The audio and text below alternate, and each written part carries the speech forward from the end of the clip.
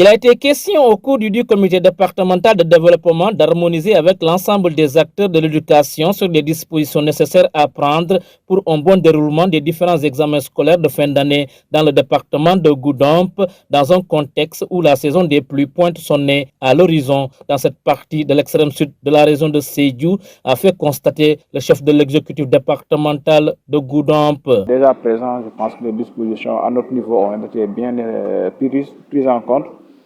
Et donc, suite aux instructions reçues du ministère de l'Éducation nationale, nous avons aussi tantôt partagé avec les acteurs concernés la circulaire du ministre de l'Éducation. Les instructions fermes ont été aussi données aux différentes autorités concernées par la question. Aujourd'hui, c'est une rencontre qui vient parachever tout ce processus pour essayer de faire de sorte que les violons soient accordés au même moment et qu'on puisse aller vers de bonnes conditions d'examen. Quand on sait qu'on est dans une zone peut-être assez particulière, le département de Goudomp étant un peu enclavé par rapport à sa position géographique. Donc je pense que nous devons nous y prendre très tôt. Pour des questions relativement à la sécurisation aussi, c'est des orientations à ce niveau. Des questions sur ces aspects qu'il a fallu discuter avec les différentes autorités, pour ne pas dire les FDS impliqués dans le processus. Ils sont bien impliqués et les dispositions correctes et idoines seront prises à cet effet. Particulièrement, il s'agissait d'insister un peu sur l'organisation matérielle de ces examens. Pour cette année académique 2023-2024, l'IEF de Goudomp compte 5851 candidats pour le CFE et le concours d'entrée en 6e, parmi lesquels près de 1800 sont sans pièces à l'état civil. Quant au BFM, 2204 candidats sont inscrits. Donc nous sortons juste de cette réunion avec beaucoup de promesses et d'engagement de la part de ces parties prenantes. En tout cas, nous sommes rassurés de voir tout cet engouement-là autour de ces examens, tout cet engagement. Et nous espérons que le moment des examens, nous pourrons facilement aborder ce rendez-vous avec plus de sérénité. Voilà, donc pour le CFE, c'est prévu pour les 25 et 26 juin 2024. Pour le BFM, c'est prévu pour le 18 juillet. Et pour le baccalauréat général, c'est prévu pour le 2 juillet. Pour le CFE, 5851 candidats sont attendus, dont malheureusement près de 1800 sans pièces d'état civil.